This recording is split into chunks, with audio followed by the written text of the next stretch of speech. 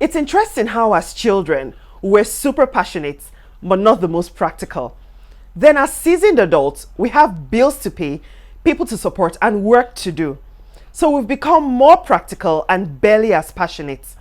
After a while, it feels as if you're drifting further away each day, and you may even begin to enter a period of despair. Hi, it's Otaosese.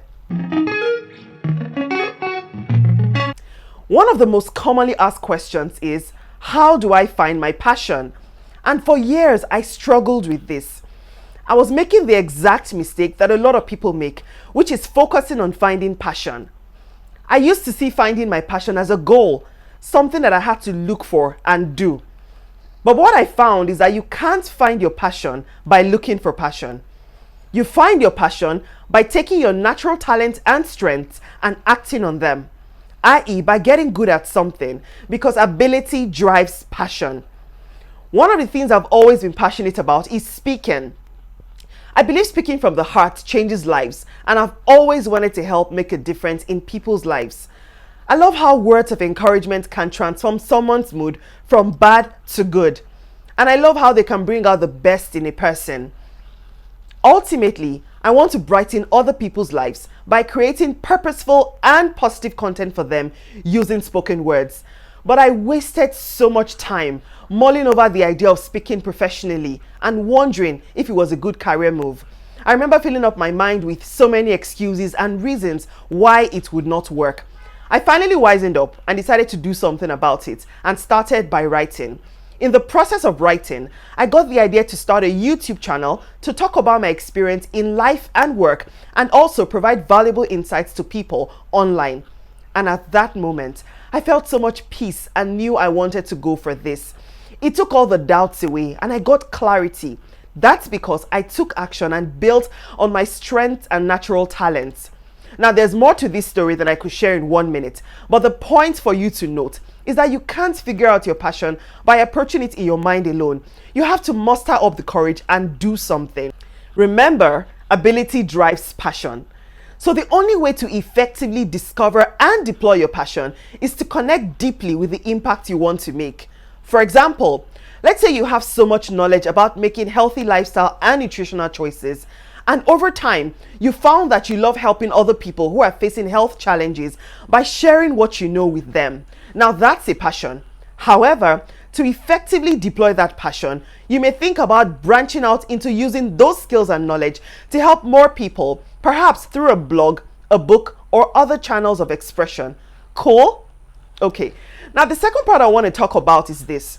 Most people find it hard to accept that they will go through hardship when living a life that honors their passion, and that the whole process of discovering it can be very painful as well. One of the key traits you find in successful people who are connected with their passion is perseverance. And William Penn so beautifully put it by saying, no pain, no palm, no thorns, no throne, no goal, no glory, no cross, no crown. For a long time, I let my pain steer me away from my passion rather than towards it. It wasn't until I started reconnecting with myself and taking action that things finally changed. And then I intentionally let my pain point me in the right direction. And the last thing I want to talk about, which I see as common thinking and which most people get wrong, is this. Passion is not something that you figure out by looking for it. You can't logic your way into your passion.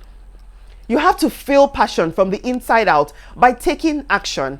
So in your ordinary everyday life, be willing to take more action on the things you really want to do and fearlessly try new things. And even when you are afraid to look stupid or make mistakes, do it anyway. When you start engaging yourself in things you love doing, it will bring enthusiasm into everything you do, because doing those things will give you joy and a sense of personal fulfillment. And soon, people will start noticing how happy, passionate, and positive you're becoming, and this will open new doors for you. Now, passions change, and how and what you do to live out your passions can change as well.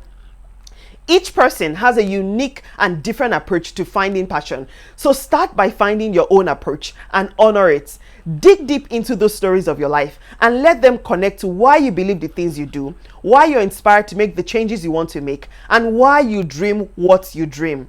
I'm sure if you think less and do more, you'll find yourself one day thrilled as you come to the realization of what exactly you're meant to do in this world.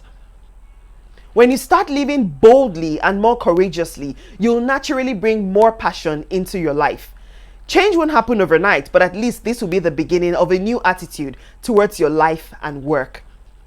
And that's what I have for you for today. I hope you found it useful. Now I have some questions for you. Have you ever had trouble figuring out what your passion is?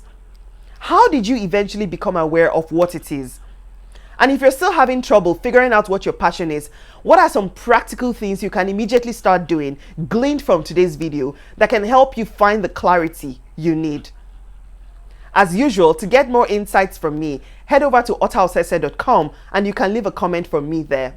And if you like this video, subscribe and share it with your friends and family to get great positive and practical tips every week. Be mindful and stay grateful. Thanks so much for watching, and I'll see you next time.